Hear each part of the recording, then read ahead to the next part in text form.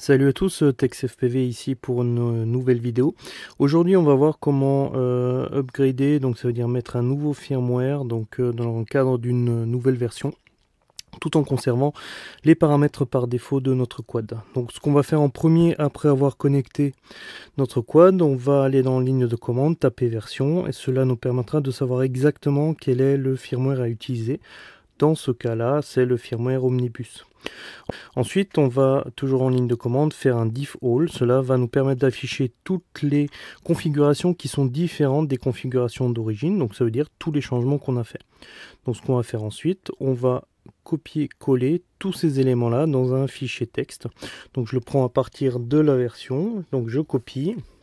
J'ouvre un fichier texte classique et je vais coller. Et ça me permettra ensuite de sauvegarder tous ces éléments-là.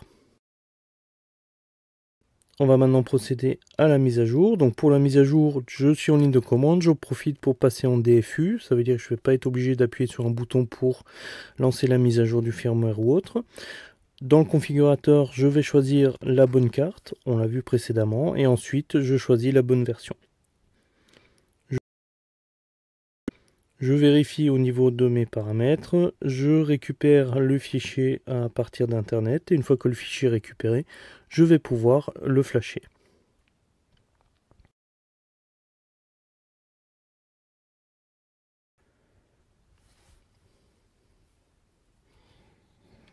Donc deux étapes une fois qu'on a appuyé sur le bouton. Une première étape d'effacement de la carte, donc ça va effacer toutes les données de la mémoire. Et la deuxième étape qui constituera au flash à proprement parler du firmware.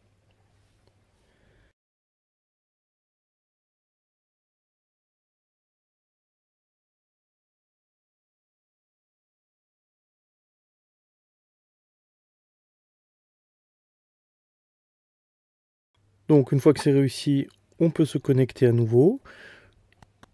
Donc on repasse en ligne de commande, on tape une nouvelle fois version, ça va permettre de confirmer qu'on a bien fait la mise à jour. Maintenant la version c'est bien la Omnibus, la 3.2. Donc je vais reprendre mes éléments que j'avais sauvegardés précédemment, donc à partir du nom jusqu'à Red Profile, voilà jusqu'au profile. Je vais une nouvelle fois copier ces éléments-là et je vais faire un coller dans ma ligne de commande. Alors tout n'apparaîtra pas, mais ça restait en mémoire et ensuite j'appuie sur Entrée. Et là je vais voir exactement tous les éléments défilés. Alors on constate quelques petites erreurs, ce qui est tout à fait normal en passant d'une version majeure à une autre, dans notre cas de la 3.1 à la 3.2. Donc ce qu'on va faire, c'est on va remonter tout en haut à partir du moment où j'ai fait mon copier-coller.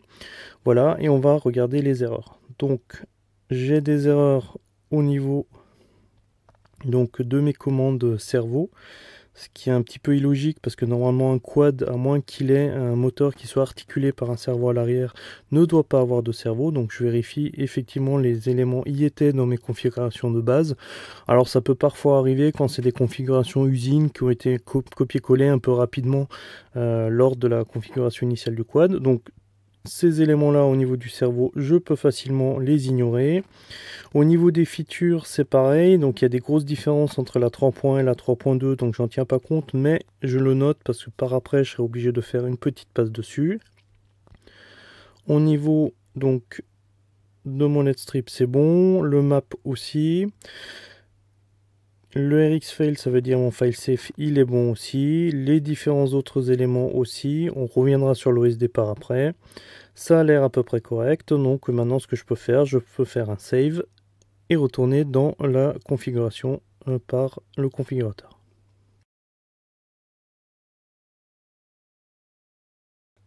Donc juste une petite passe rapide donc, sur l'option configuration. Donc j'ai bien vu sur mes moteurs, c'est bien appliqué.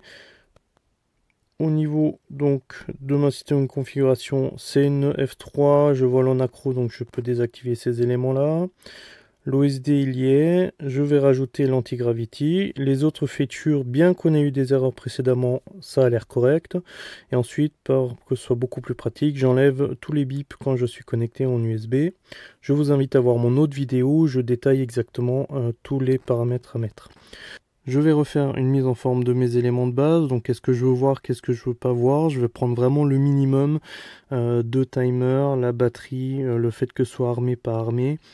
Mes confs en fin sur mon image de fin une fois que j'aurai désarmé mon quad. Et je vais sauvegarder tous ces éléments-là. Ensuite, je vais pouvoir les rappeler avec un diff all. Et ce que je vais faire comme à la première étape. Je vais reprendre tous ces éléments-là et les coller dans un nouveau fichier.